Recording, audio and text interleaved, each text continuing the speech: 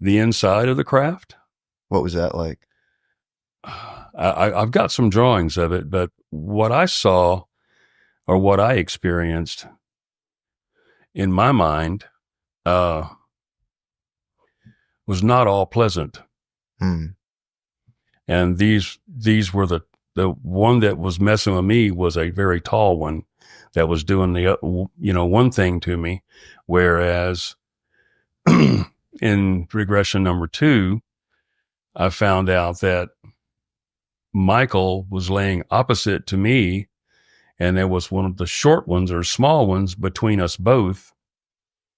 And he was facing one direction, I was facing the opposite direction, kind of like that would be. And what were they doing? Were they taking samples or? Well, the tall one did something to my wrist, and I kept telling him how it hurt me, and he said something, we don't hurt you or something like that. I don't remember. I'd have to go back and listen to it again. I didn't even listen to my first regression session for a year. I was so afraid of what I would hear or what I would find out or what I would see in the actual incident itself. That when I sat down from inside that window, I want you to know that the words "do not fear" travel through my body like a vibration, like a hiss, a telepathic. I don't know. Yeah. But I kept hearing over and over, "Do not fear, do not fear, do not fear." And was it a good vibe or bad as far as your sense of that? It was neutral. It was complete. It was as if, when somebody says something, you'll say, "What?" or "Huh?" Uh-huh. There's none of that. There's no misinterpretation of someone speaking to you. You know exactly what's being said to you. Was there sort of a sense of their intention as positive or negative, or was it assuring? Assuring, I think. No matter what you see visually, do not fear. Mm. And that's what we seem to have the hardest problem with, is what we're seeing visually. If you had kind of a best guess, do you think they had positive intentions or negative, or?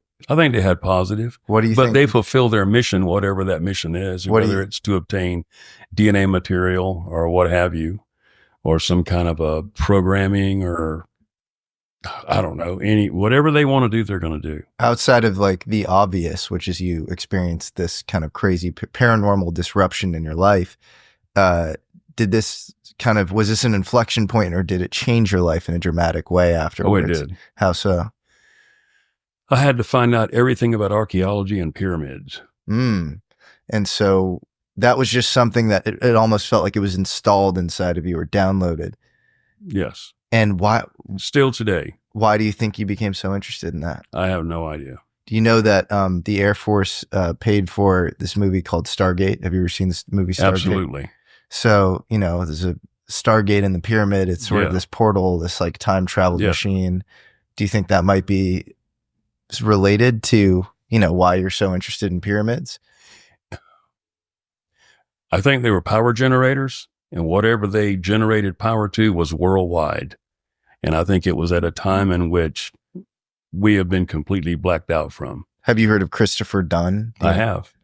Yes, an engineer. Yes, I have. What do you think of his theory? I think his theory is absolutely correct. Robert Schoch, I think absolutely. I think the erosion marks on that Great Sphinx and everything else around it. Can you recapitulate or can you retell Christopher Dunn theory just for the audience? Well, the archaeological tools in which was used to create and carve or cut this granite are not in the archaeological array of tools of copper and wooden chisels today. And some form of advanced mathematics was used in order to create what they did. And even just the placement of the Great Pyramid itself. I mean, the entire plateau, it's the only place that can support that weight. And the entire plateau was built before the pyramids were placed on top of it. Mm-hmm. So who had that technology and what was used? Who mandated that? What pharaoh woke up one morning after his dates and whatever else he ate and said, let's build that plateau so it can hold, how many millions of pounds does this thing weigh? I have no idea right now, but I mean, 750 feet from from corner to corner and 432 feet high. Is that right? On 13 acres. I mean, how can that be? Do you think the beings you experienced are aliens, or do you think they're humans, or what exactly did the entities you encountered look like? Oh, they look like grays. They look like the small grays, but the one behind them, I guess you would classify him as a tall gray. On Whitley Steber's book, Communion, mm-hmm. Of course, the first time I saw that picture, I froze in my stride, mm-hmm. and I had to have that book. And at Barnes and Noble, or wherever it was at the time when it came out, and I literally, before I opened the first page, I literally just sat and stared at that picture for many hours before I ever even read his book. Do you think that there's actually a line from Communion by Whitley Steber where it's like this weird joke? You know, I think he or his wife comments on how ugly the aliens are, and the alien turns back and he goes, someday soon, my dear, you'll look like us. So it's this implication that actually we're kind of turning into these beings. In 10,000 years, will we have these smaller appendages, our little fingers, our little toes? How will our bodies be at that particular point in time? You know, how will our diets change? How will light change? How will radiation that affects our atmosphere today, how will it change in the future? How will it change us completely as we become a spacefaring civilization? And we will be, and you know, whenever that could take place, we will do that. How will that change us without the gravity that we undergo today, and the things in which we live with today? You know, radio waves, 5G, everything has an effect on you. So you think these beings could be us from the future? No, I don't think they are. I don't think we're going to be that. I don't think we're that lucky. So what do you think they are? Do you think they're from another dimension, or? They could be. I mean, the technology is wide open. Anything you can imagine probably is. What was the craft like? So you're in the inside of this thing. What did it look like? A beehive. Beehive? Yeah. How so? Well, there were, from my looking around as I did in that playground, like I always try to take a mental picture of something, there were just multi-levels with all these small grays everywhere, going to and fro and doing whatever they were doing. I just got to look for a moment, and I was following one, and even the floor and the boards around the bottom of the floor had energy. Was everything emanated power in some way. The walls. Was there a humming associated? Not that I can remember. And it almost felt like the tall gray was maybe in charge of these smaller grays? Absolutely. In that room. Another thing too, Pete, I was not on a table. I was, from my memory, I was on some type of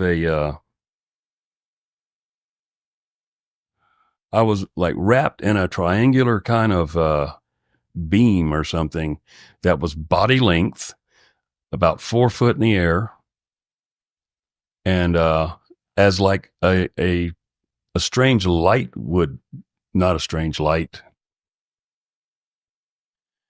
It's even hard to describe, but it was as if I was inserted in something that was some type of a force field or some kind of a holding field that they could move you around in, like a gurney without wheels, a table without a back or wheels or legs attached to it. And I felt as if, you know, when they reached in, or when he lifted my arm up, lifted me up right here on my wrist, you know, it exited that pyramidal field or whatever it was above me.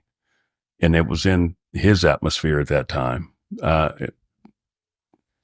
In hypnosis, that's what I saw.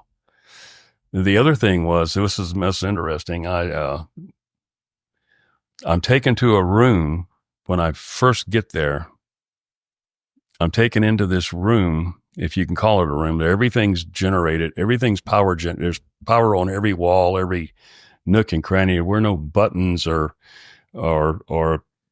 places to insert a tape or anything like that. But the whole place is like is powered.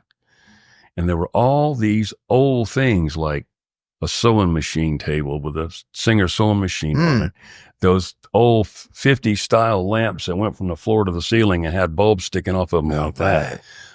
TV in a cabinet. It was like an antique shop for future games like a museum and this is a old wooden box radio, and I found that to be so cool because I ended up buying a US RKO radio in a mahogany cabinet that worked with tubes from a rancher there in South Dakota that I wish I'd have never had wooden knobs and everything on it and worked beautifully.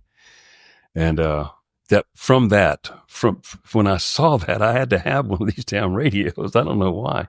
And this one was much nicer than what I saw, but a steam iron standing. I drew pictures of it, the best of my recollection of everything. And then I was told in the very back of the room, there was a round window, but it looked like it was a round window with a slice taken out of it, like a pie with a slice removed from it. And I was told I could go look out that window.